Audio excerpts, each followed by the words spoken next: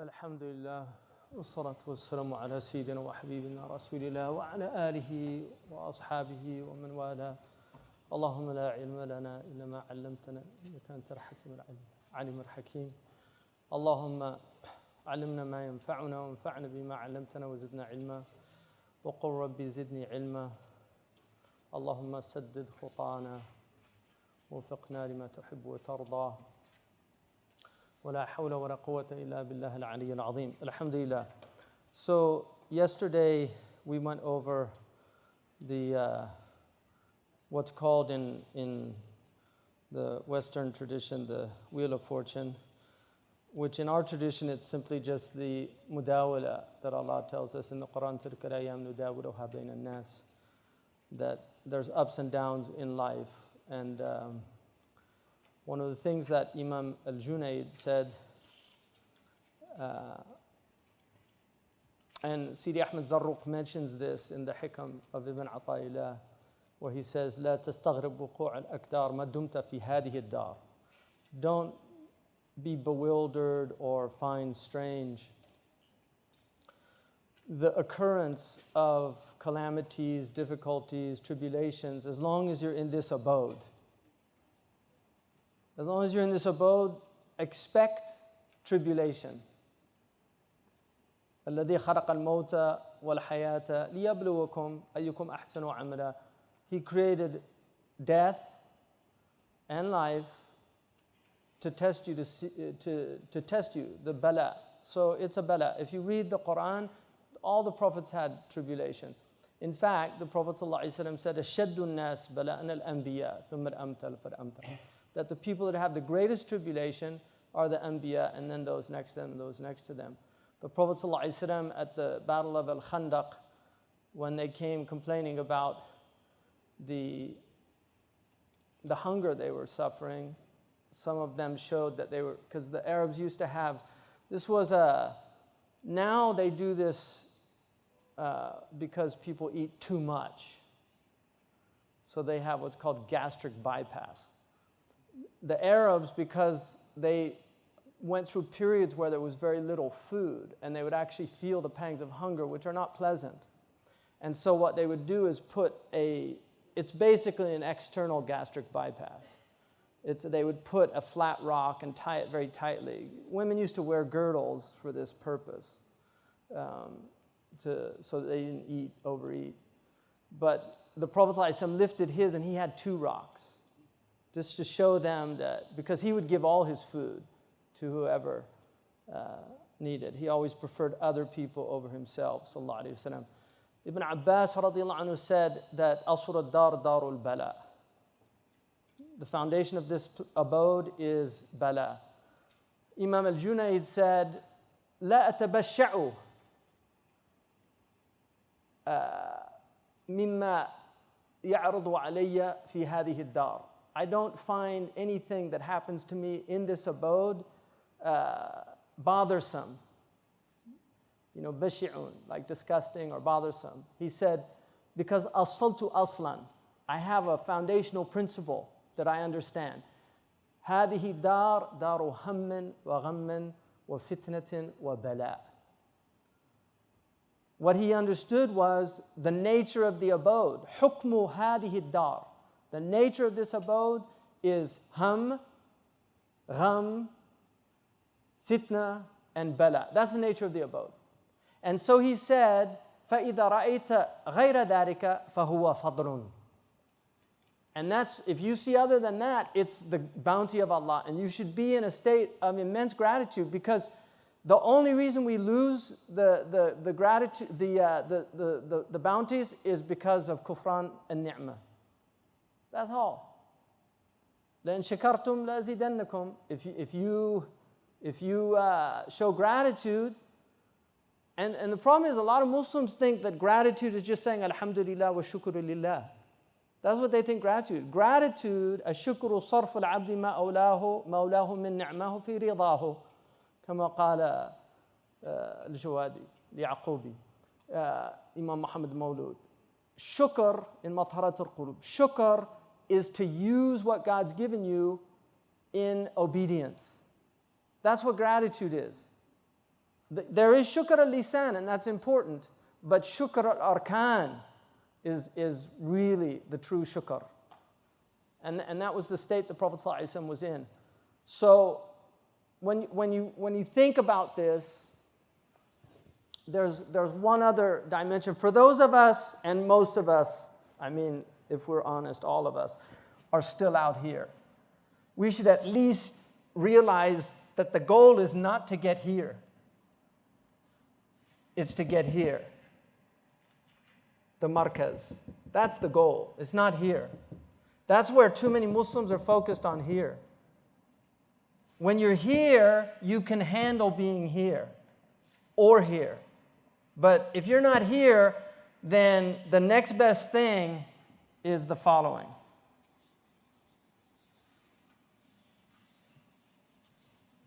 Ibn Ata'illah al-Iskandari, he was a great faqih, he was a Maliki faqih, and he ended up taking the path of tarbiyah with Abu al-Abbas al-Mursi, one of the great salihin of Egypt. But he was very distraught. He was in a bad state, and he went to Abu al-Abbas, and he told him, the states of man are only 4, and women. The states of humanity, there's only 4 states that you're in at any given time. You're either in ni'mah, so that's blessings, and that corresponds with regno, right? Or you're in ma'asiyah, and that corresponds with you're on your way down. Because if you're in ma'asiyah, you're in a bad state. So you're headed down. You could feel it's a ni'mah because you're enjoying it at the time, but it's not. You're headed down. Or you're in niqmah. And niqmah, we get the word muntaqim from it. Niqmah is the opposite of ni'mah. Or you're in ta'ah. And that's a hopeful state to be in. So the ni'mah, we experience joy. The ma'asiyah, it should put you, if you're a believer, into a state of fear. And fear is what leads to tawbah. Joy should lead to shukr. Niqmah this is sorrow, because when bad things happen, you become sorrowful. Niqmah should lead to sabr. Sabrun jameel, wallahu musta'an. Right? I mean, that's basically, I mean, he's lost his son, Yusuf alayhi salam, right? And he's a prophet. So what does he do? He doesn't go into a state of faza', jaza'. He doesn't, right? And he knows they did it. But there's nothing he can do about it, because he understands this is all from God. So what does he do? Sabrun jameel, wallahu musta'an. Beautiful patience. The ulama say beautiful patience is not to complain about the difficulties you're in. And some of them say that complaining doesn't negate the sabr if you're muhtasib. Because sometimes you have to complain. Right? Like Khabbab ibn al-Arat. Right? Who knows Khabbab ibn al-Arat? Is anybody? Khabbab? Isn't he the one who complained about the adab? Yeah. But who was he as a Sahaba? Does anybody know? Khabbab ibn al-Arat. He was roasted. His flesh was... Yeah, good. But who was he? That's what happened to him. Who was he? Nobody? You guys have to read Sirah. He's one of the first Muslims. He's also the first Muslim to openly say that he was Muslim. He was a Najdi from Bani Tamim, but as a child he'd been kidnapped. He was kidnapped, and he was sold in Mecca. And that happened. The Arabs used to do that. The tribes were marauding tribes. Suhaib al-Romi was stolen when he was a child. and sold into. Salman al-Farisi was a free man, sold into slavery. So Khabbab, he was a qayn, like a smith. He used to make swords for the people of Mecca. He was owned by a woman, the woman that bought him, Anmar, very sick woman. And when he became Muslim, what happened was, because he announced his Islam, he couldn't keep it in. Because the Prophet ﷺ was in the time of kitman, but he couldn't keep it in. And he started telling people, why don't you listen to this man? He was mustadaf in Mecca, right? He didn't have any power. The people that had power, and this is important to note because a lot of Muslims don't appreciate this fact. The Prophet ﷺ had protection in Mecca. Not all of his Sahaba had protection. Not all of them had protection. He had protection. So this idea that we all have to suffer collectively is a false concept. And people should rid their minds of this idea that because some of us are suffering, all of us have to suffer or throw ourselves in the line of suffering. We should have hum and be concerned about those people like the Prophet ﷺ was, but we also have to have wisdom, hikmah. So Khabbab, what Anmar did, she got some of her ruffians amongst the Quraysh. They went, held him down. She took his tools and she literally branded him because he was a smith. She branded him with hot iron, torturing him. He actually suffered from it later on. He became very wealthy. He lived in Kufa, but he suffered. So, and Bilal ibn Rabah and Ammar ibn Yasir and Khabbab, they suffered more than anybody else in terms of just ta'deeb. Sumayya also, she was killed, we know that.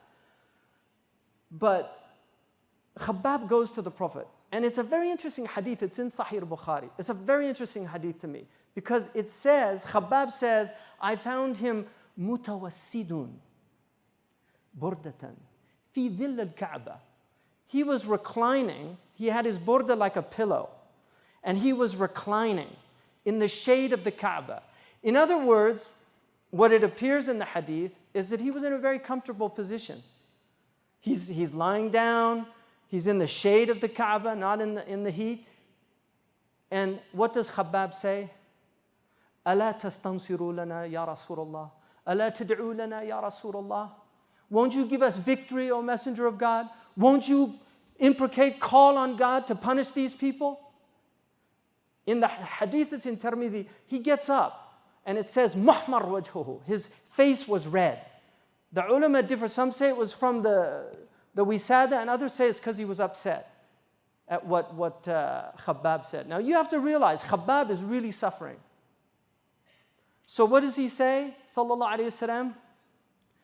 He says to Khabbab, the people before you, كان الرجل من قبلكم, the people before you, right? يجاء به فيجعل يحفر له حفرة فيجعل فيها. They used to dig a pit, put him in the pit, and then they would come with a minshar, and they would literally cut him in half. And he said that wouldn't لا يصده عن دينه. لا يصد ذلك وذلك لا يصد عن دينه. That wouldn't prevent him from his religion. And then he said, sallallahu alaihi wasallam, or they would take amshat and they would rake his flesh and tear it from the skin until it went to the bone or the nerve. Imagine, he's talking about torture. And this is Khabbab's being tortured, but not as bad as that. So and this is an important qa'idah, because one of the things Ibn Abbas said, in any tribulation, in any musibah, there's 3 ni'am. The first one, it could be worse. And that's what the Prophet's letting him know. I know that you're suffering, but it could be worse. And that's a ni'mah. So he tells them, this is what happened. They rake the flesh over. And he said, Wallahi, by Allah, Allah is going to complete this affair. لَيُتِمَنَّ هَذَا الْأَمْرِ. Allah is going to, حَتَّى يَسِيرَ الرَّاكِبُ مِنْ صَنْعَاء إِلَى حَضْرَمَوْتِ. A traveler will go, and he chose a place that was known for قطع الطرق, a bad area. A traveler will go from Sana'a to Hadramaut, لا يخاف إلا الله وذئب على غنمه. He won't fear anything except Allah and the sheep, the wolves from devouring sheep. And then what did he say? وَلَكِنَّكُمْ تَسْتَعْجِلُونَ. But you are trying to hasten something that's not coming yet. In other words, be patient.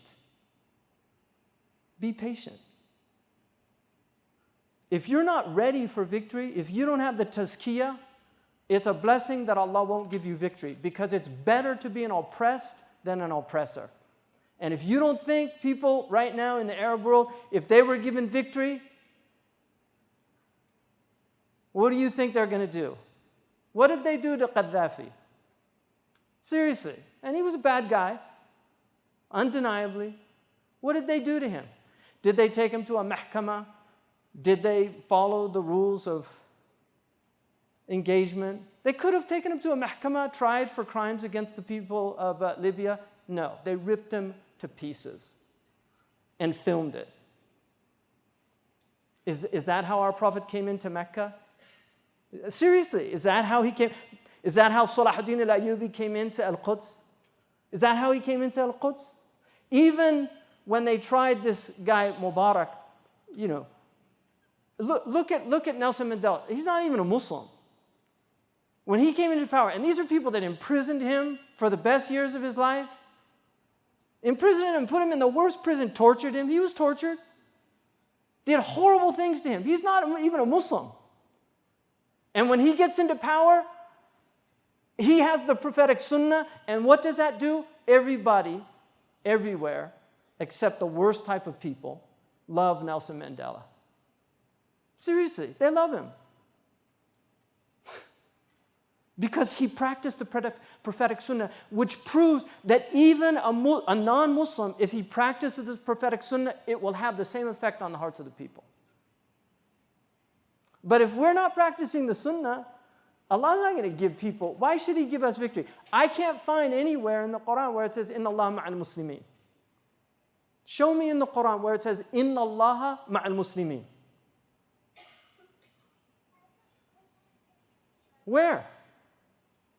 Who's Allah with? What's the ma'iyah with Allah? Inna Allah ma'al sabirin. Inna Allah ma'al ladina taqaw. Wahum muhsinun. وَالَّذِينَ جَاهَدُوا فِينَا Mujahada, that's in Ankabut, that's a Meccan surah before jihad of the sword. Those who do mujahada, in other words, struggle against themselves. وَاللَّهُ مَعَ الْمُحْسِنِينَ. Allah is with the muhsinin.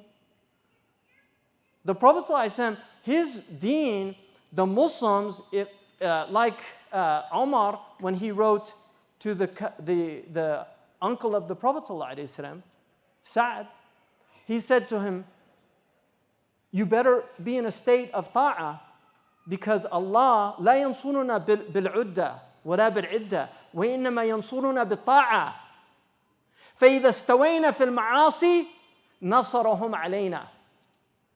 If we're the same in our disobedience, He gives them victory over us. He gives those with their kufr, He will give them victory over disobedient Muslims. Why? Because if they get victory, they're going to disgrace the religion. It's better to be oppressed than to be an oppressor. If you're not ready for power, if you're still in this thing, you're not ready to be here. Because when you get there, you're going to do what everybody does. When they get there, you're going to become the tyrant.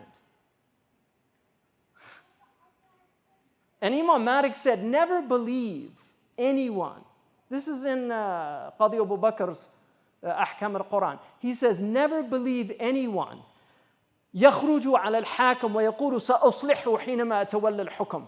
Don't believe those who say, I'm going to rectify things once I get into power. He says, you'll see, once they get into power, they'll be the same as the one that was in power. What does Allah say about the munafiqun? إِذَا قِيلَ لَهُمْ لَا تُفْسِدُوا فِي الْأَرْضِ. What do they say? إِنَّمَا نَحْنُ مُصْلِحُونَ. That's always what the munafiqun say. The awliya, they don't say we're muslihun because they're too afraid to make that claim. In fact, in the Quran, Imam Qurtubi says the first proof that they're liars is that they claim to be muslihun. That's the first proof. So all these people talking about islah and once we get into power, we're going to set things right. that should be a big red flag for you. لا نعطي هذا الأمر من طلبه. We don't give this person, we don't give this, هذا الأمر is the word in the prophetic tradition for power, state power. لا نعطي هذا الأمر من طلبه. We don't give this to people that seek it. We don't give this to people that seek it. There goes elections. Gee, there goes democracy. Vote for me. وَلَا مَنْ حَرَصَ عَلَيْهِ. Or those who are in power and they're clinging to it. Because all the intelligent people, they don't want to be in power. Malik Idris tried to, كان يتنازل عن الحكم. He tried in Libya several times. He said, I don't want this. I just want to go and worship Allah. And they wouldn't let him. Those are the type of people you want in power, not people seeking after it. Oh, but the Prophet Yusuf, اجعلني على خزائن الأرض. Make me على الخزائن الأرض. If you're the Prophet Yusuf, I'll trust you. And then that was also dawah strategy, because he was showing them, he wasn't asking to be the head of the Muslim state. He was asking to show the disbelievers what righteousness is. That was his dawah. So these are the responses. If you're in ni'mah, the response is shukr, gratitude. If you're in ma'asiyah, it should instill fear in you of the adhab of Allah, and that should lead to tawbah. If you're in niqmah, difficulties, tribulations, then isbiru wa sabiru. Be patient and tell others to be patient. Wal asri inna al-insana lafi khusr. By the nature of time, you're in loss, you're losing. Illa alladhina amanu wa amilu salihat wa tawasaw bil haqqi wa tawasaw bis sabr. That's it. Tell each other what the truth is, and then tell each other to be patient. And then if you're in ta'ah, you should have hope. But ta'ah, the corresponding virtue of ta'ah is shuhud al-minnah. It's to witness the gift of Allah, that you had tawfiq, so you don't get arrogant. Allah says, ثُمَّ أَوْرَثْنَا الْكِتَابَ الَّذِينَ اصْطَفَيْنَا مِنْ عِبَادِنَا فَمِنْهُمْ ظَالِمٌ لِنَفْسِهِ وَمِنْهُمْ مُقْتَصِدٌ وَمِنْهُمْ سَابِقٌ بِالْخَيْرَاتِ بِإِذْنِ اللَّهِ. In that ayah, the ulama say that the first one, he begins with ظَالِمٌ لِنَفْسِهِ for raja, for hope. So this is the ma'asiyah. So you have a believer who's in ma'asiyah, ظَالِمٌ لِنَفْسِهِ. But he's still مِنَ الَّذِينَ أَخَذَ نَصِيبًا مِنَ الْوِرَاثَةِ. He took a portion of the wiratha. أَوْرَثْنَا الْكِتَابَ الَّذِينَ اصْطَفَيْنَا.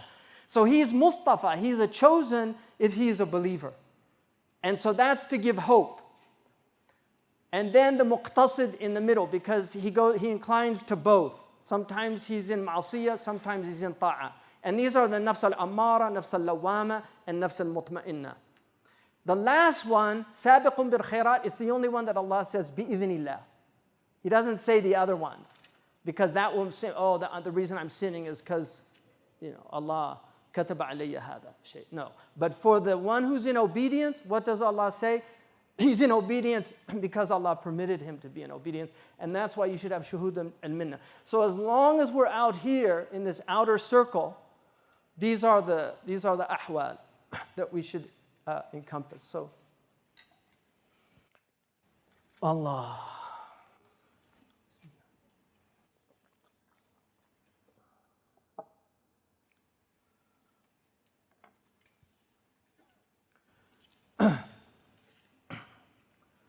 Bismillah ar-Rahman ar-Rahim. This book, which is the Ihya Ulum al-Din, alhamdulillah, أرويه بسند متصل عن شيخ العلامة شيخ عبد الله بن بيه إلى المؤلف أبي حامد حجة الإسلام أبي حامد الغزالي رضي الله عنه وأرضاه.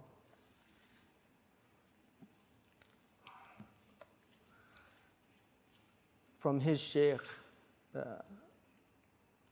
the great scholar of Mauritania, Al-Allama Shaykh ibn Mahfouz, عن طريق الأغضفية. So the first book is the book of knowledge. But before we do that, I want to look a little bit at why he wrote this book. Bismillah ar-Rahman ar-Rahim, wa bihi nasta'inu.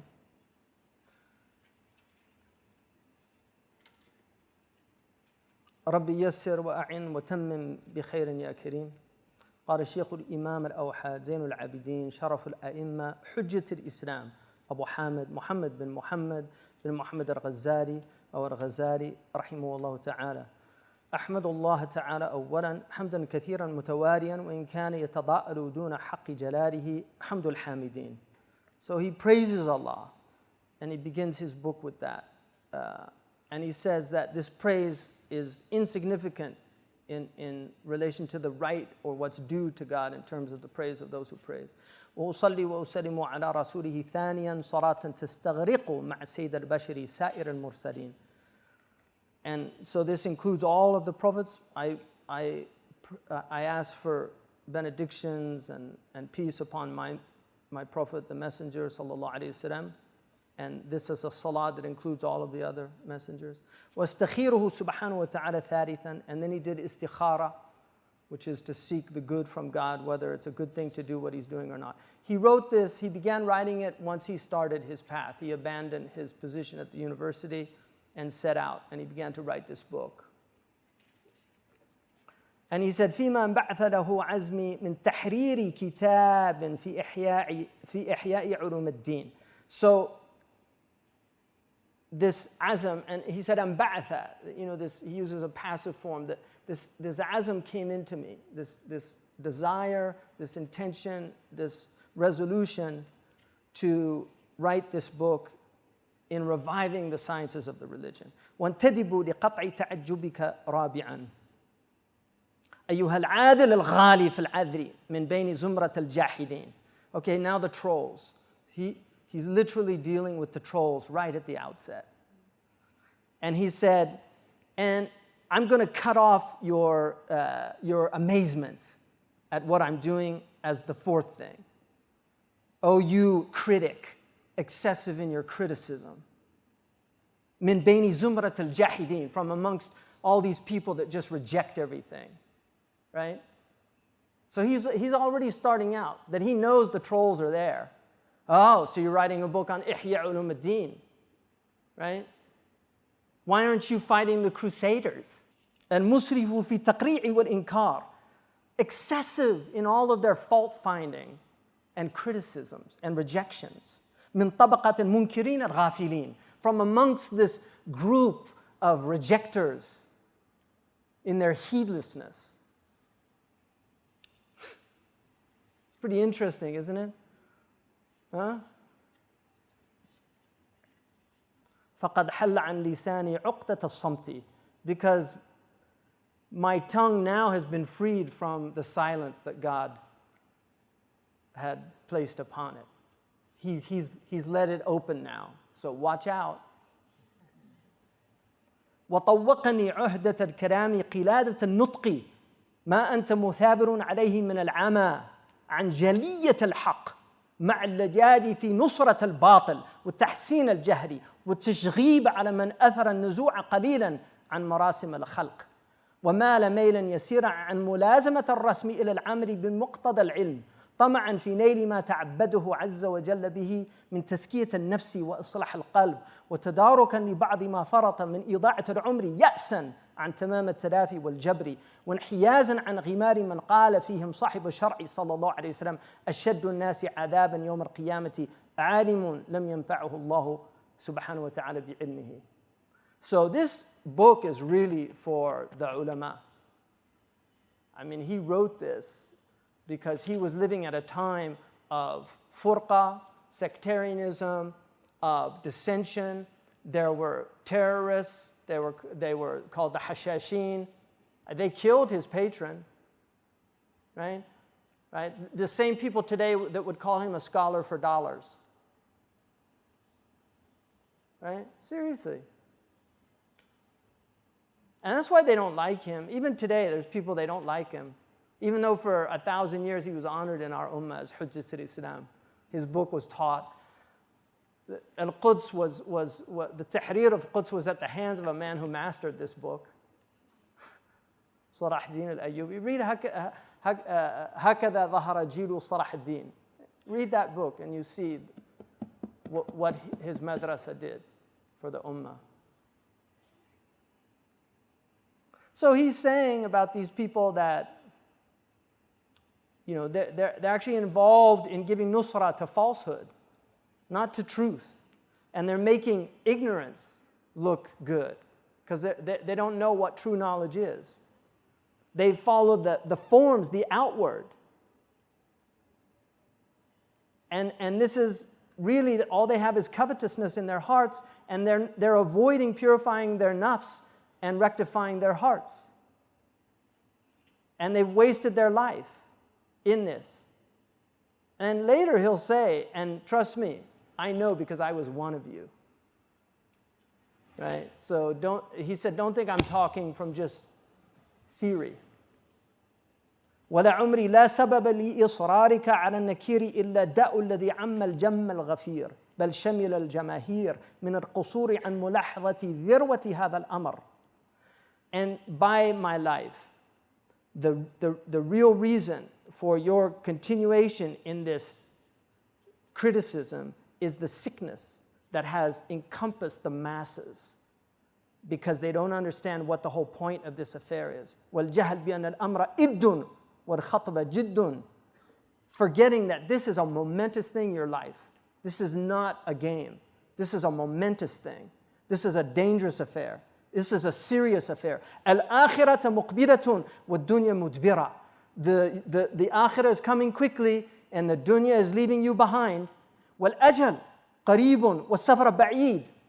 The end of your life is coming and it's going to be a tough journey because this is just a small stage in this matter. وَالزَّادْ طَفِيفٌ. You don't have any provision. وَالْخَطَرْ عَظِيمٌ. The danger is great. وَالطَّرِيقُ سَدٌّ. And the road is blocked. وَمَا سِوَى الْخَالِصِ لِوَجْهِ اللَّهِ. Except for those that are sincere for the sake of Allah. مِنَ الْعِلْمِ وَالْعَمْرِ عند الناقد البصير. رد وسلوك طريق الآخرة مع كثرة الغوائل من غير دليل ولا رفيق متعب مكد. Unless you are joining your knowledge with action and you have a critical, discerning understanding and taking this path of the akhirah with all of its hardships, difficulties, with all of its treacherous aspects, is extremely difficult if you don't have a guide and a companion on this journey. فأدلة الطريق هم العلماء الذين هم ورثة الأنبياء. The guides on this tariq are the ulama. Now he's defining them though. I mean those who inherited the prophetic inheritance. وقد شغر عنهم الزمان. Where are they? The time we're living in, they're gone. وَلَمْ يَبْقَى إِلَّا الْمُتَرَسِّمُونَ. I mean, this is like 900 years ago, people. So what you think now, all these enlightened people out there, all these enlightened people in Iraq, you know, in Mosul, this guy who's got a degree from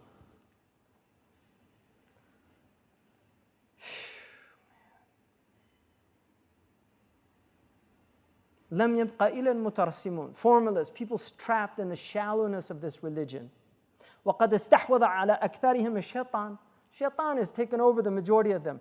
واستغواهم الطغيان. They're trapped in extremism, طغيان. فأصبح كل واحد بعاجل حظه مشغوفا. He's only thinking about immediate things, right? He's not thinking, he's trapped in that thing right there. That's all he's thinking about. He's not thinking about the long term. فَصَارَ يَا الْمَعْرُوفُ مُنْكَرًا وَالْمُنْكَرْ مَعْرُوفًا. He sees good as evil and he sees evil as good. He sees blowing up babies on a bus because they're Jewish as a good thing. Seriously. Well, they'll just grow up to be enemies.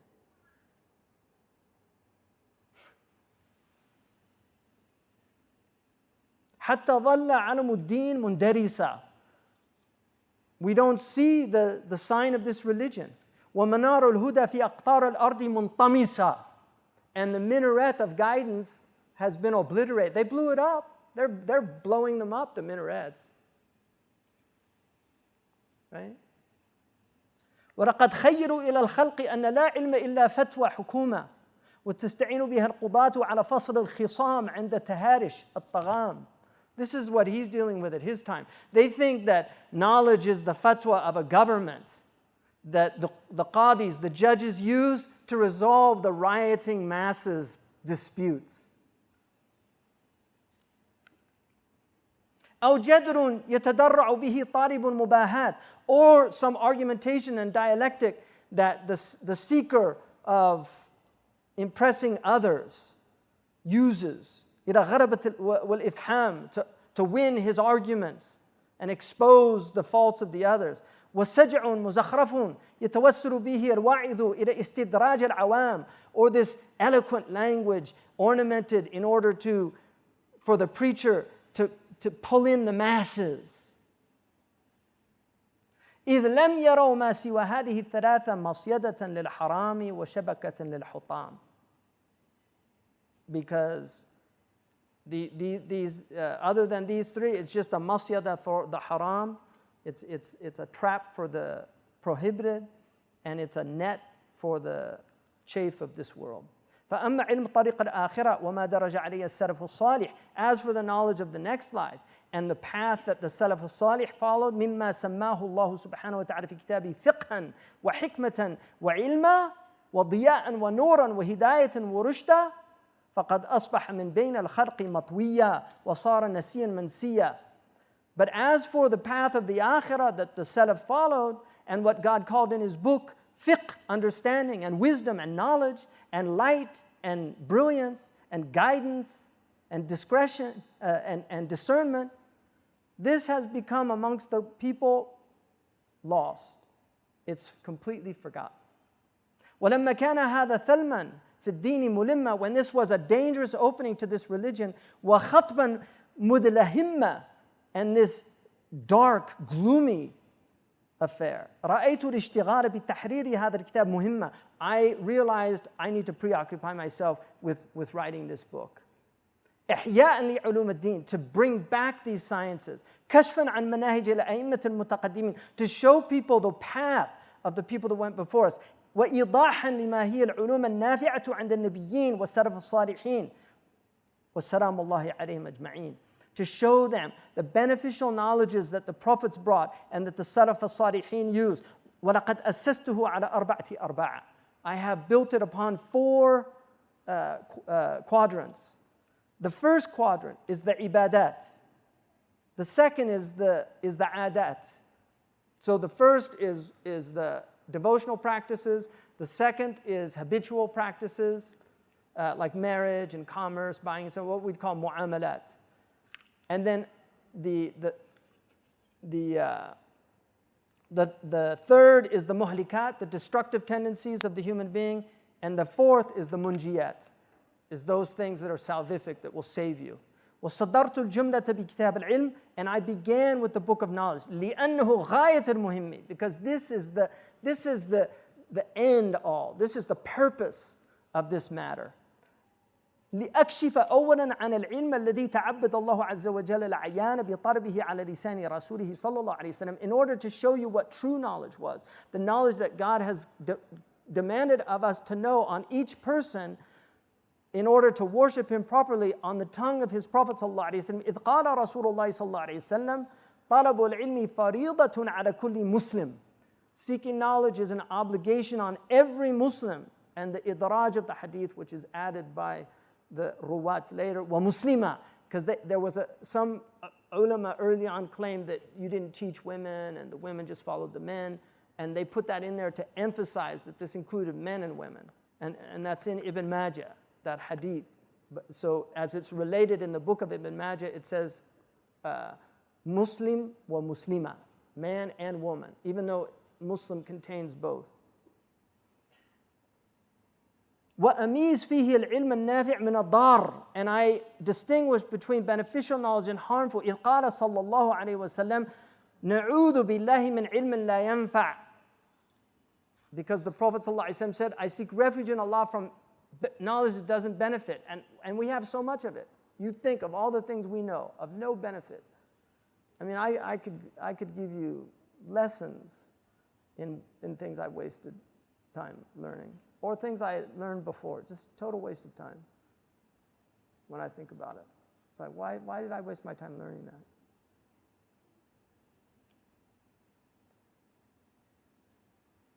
وأحقق ميل أهل العصر عن شاكرة الصواب وانخداعهم بلامع السراب واقتناعهم من العلوم بالقشر عن اللباب.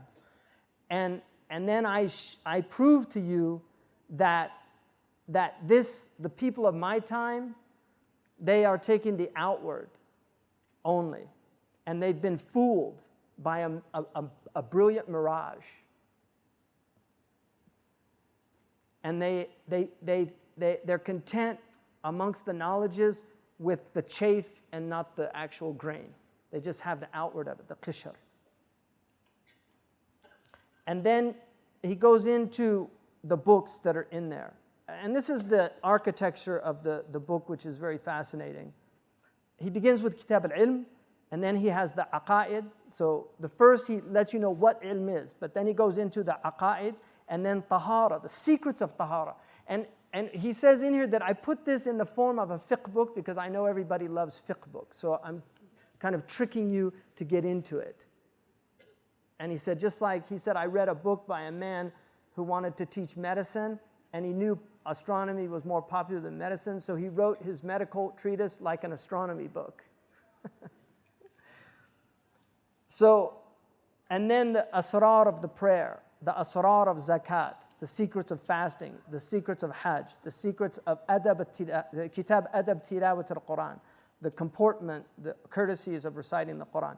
Kitab al-adhkar wa da'awat, the book of adhkar, of all the dhikrs we do, and the prayers. Wa kitab tartib al-awrad fi al-awqat, and the book of putting our awrad in their proper times, because there's practices that you should be doing every day. Wa amma rub al-adat, it has 10 books also. There's 40 books. Each quadrant has 40. So he has the adab of eating, the adab of marriage, the adab of earning a livelihood, the adab of the halal and the haram, the book of halal and haram, the adab of suhbah, of friendship, from the different types of creation, you know, all the different types of people that you find in the world. The book of uzla, the book of retreat, the adab of safar, the courtesies of traveling, the adab of sama' wal wajd, the adab of listening to things that affect the heart, like poetry, inshad. So there's adab to that. Kitab al-Amr bil Ma'ruf wa Nahi an al-Munkar, the book of calling, enjoining good and forbidding wrong. And then the book of the adab of Ma'isha wa Akhlaq al-Nubuwah, the book of livelihood, and then the Akhlaq of the Prophet, which is the 20th book. It's the heart of the book, right at the center. And then he's got the Muhlikat. And the first, he begins with the wonders of the heart, the Riyadatun Nafs, the book on the Afat al-Shahwatain. And I'll talk about that, the two shahwa, the stomach and the farj, which is the concupiscible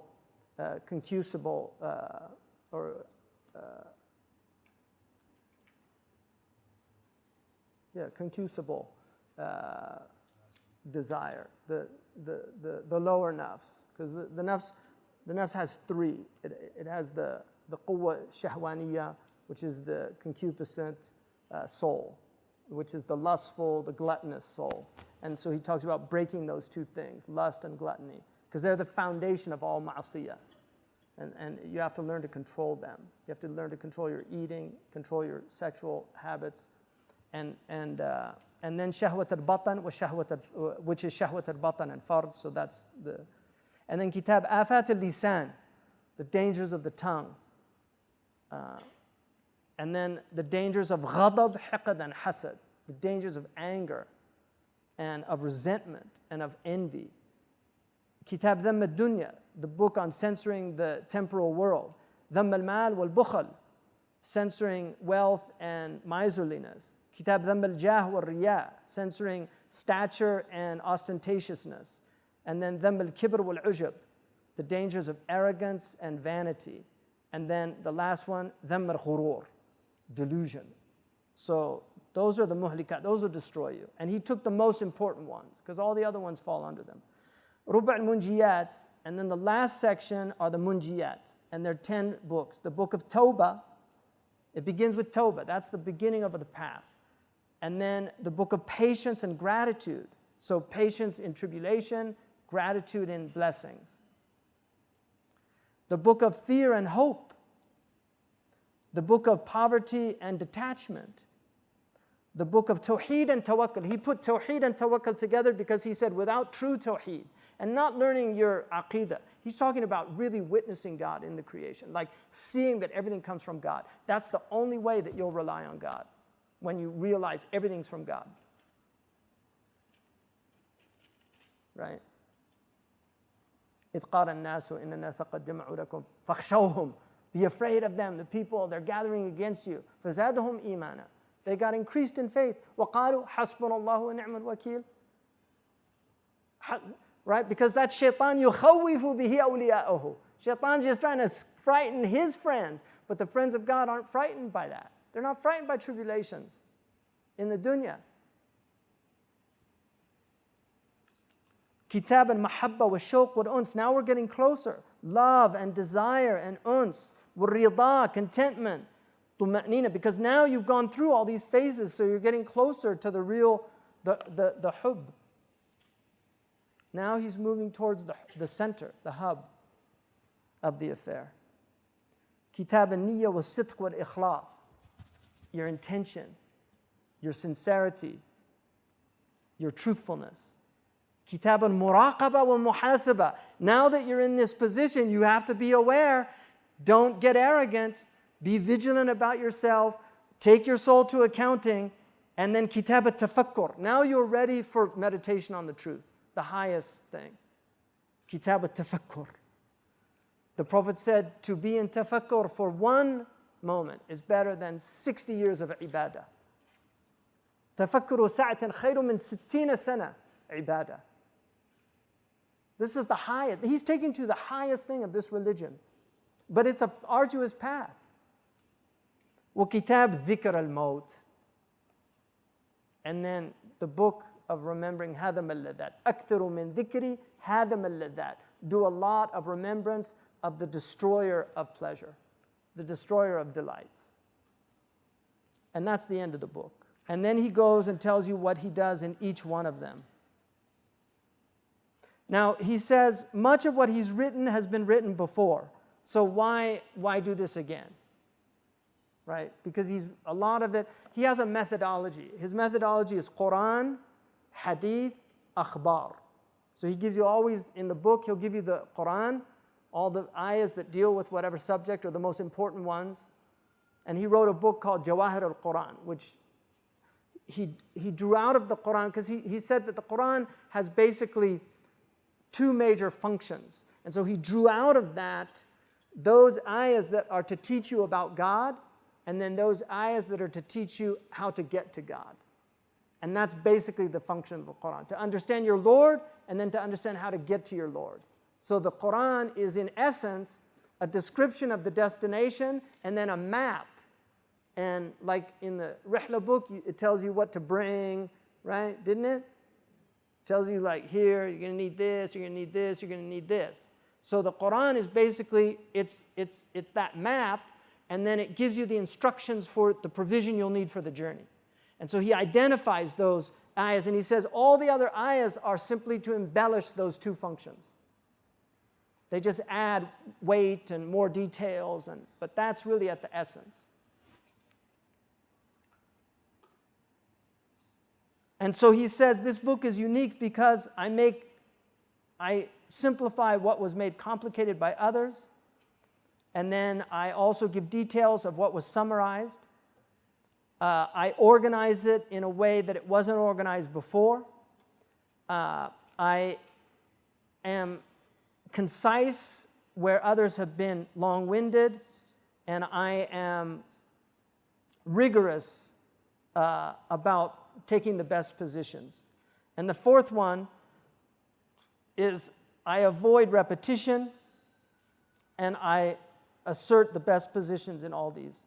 So these are basically, and then the fifth he says, تحقيق أمور غامضة اعتصت على الأفهام. So I'm really explaining those ambiguous and obfuscated matters that were difficult to grasp, that the previous books really didn't deal with. And then, very important, he says, why did I do this book? In 4 stages. He said the first is that this tartib is necessary. On your path to God, he's doing it as a necessary way of following. Because knowledge, he says, to the akhirah is divided into mu'amala and mukashafa. It's divided into how your proper and prudent actions, but it's also mukashafa, which is the unveilings, and that is what explains what's right. ما يطلب منه كشف المعلوم فقط. So he's defining his terms now. So by mu'amala he means ما يطلب منه مع الكشف العمل به. So what the actions that sought after us. And he says, in this book, I'm only dealing with mu'amala. I'm not dealing with mukashafa. Because he said the prophets, when they spoke of mukashafa, they did it in symbolic language because it's too difficult for people to grasp. And it's a dhawqi matter. It's a matter of experience. It's not a matter that is articulated. And so he left that. But the mu'amala is what we've been given the taklif of. And then he said, ilm al-mu'amala is of 2 types. Zahir and batin, right? And that is either ibadah or ada. And then it's either mahmud or madhmum. So this is his justification. You have outward knowledge and inward knowledge. So outward knowledge would be like what you're supposed to do, how you pray, all those things. Inward knowledge would be like the heart. Like you're supposed to pray with khushu'. So that's not an outward knowledge, that's an inward knowledge. And then you have ibadah and ada. You have devotional practices and then you have customary practices. And then you have either praiseworthy or blameworthy. So you have the madmumat and you have the mahmudat. The Prophet is Bashir and Nadir. He gives you glad tidings about the mahmud and he warns you about the madmum. And so that's the muhlikat and the munjiyat. And then he said the second reason is because إني رأيت الرغبة من طلبة العلم صادقة في الفقه الذي صرح عند من لا يخاف الله تعالى للتدرع به. And then the second reason is I notice that all the students of knowledge, what they really want to learn is fiqh. Because and it's not because they fear Allah. It's because it's useful in their climbing up the ladder. So they have ambitions. And he said, these people, and mutazayyi bi zay al-mahbub mahbub. The person that wears the clothes of the beloved, people will like him for that. And so I put it in this clothes, hoping that they'll like it for that reason. But the danger of this book is that if you read it, it has an effect on you. Right? Because people, students of knowledge, when you read the section on the people of the dunya, students of knowledge of dunya and students of knowledge of akhirah, if you're honest with yourself, you're going to see yourself a lot in that other section. And it's going to affect you because he's serious. And some of the psychology that he has, he talks about, why all these, he said, why all these scholars and orators, why they're so obsessed with condemning others. Like he talks about that. Why are they always condemning others? They don't. And he explains it really well. It's very dangerous too, because he explains the Machiavellian nature of it. So it can be used for good or evil.